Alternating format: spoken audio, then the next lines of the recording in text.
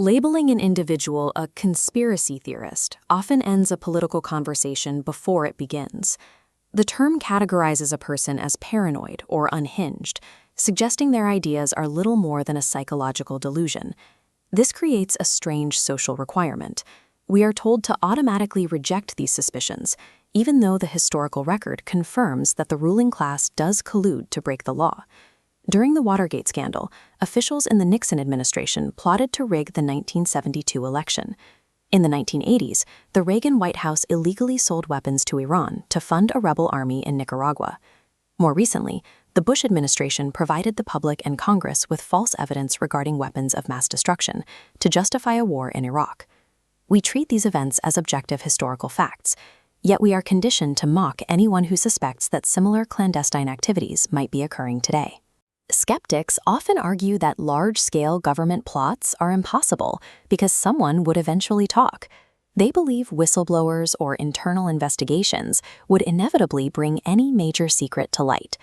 History suggests otherwise. The Manhattan Project involved thousands of people working for years to develop the atomic bomb, yet the public only learned of its existence after the weapon was used on Japan.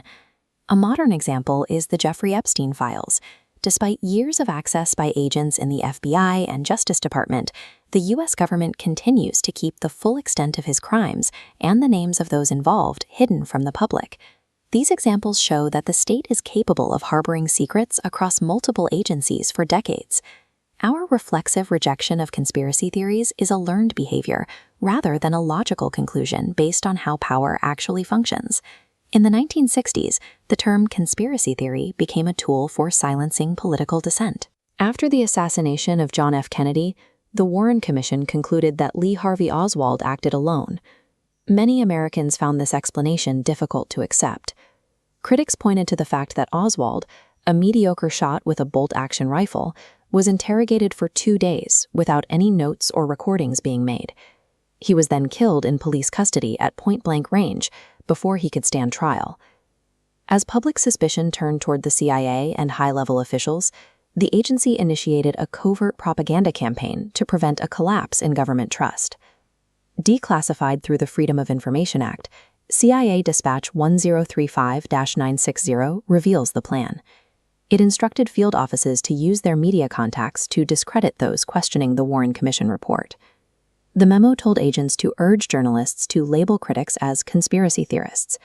It suggested the press portray these individuals as financially motivated, communist sympathizers, or mentally unwell. This strategy introduced a specific group label into American political discourse. It allowed the establishment to pigeonhole dissenters and shut down debate without actually addressing the evidence they provided. This effort to categorize and dismiss critics did not end in the 1960s. In the 21st century, it has become a formalized strategy of the state.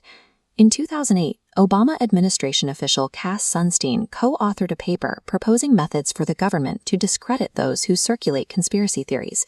The paper suggests cognitive infiltration. This involves government agents entering groups that question official narratives, either virtually or in person, to plant doubts and fracture the unity of those groups.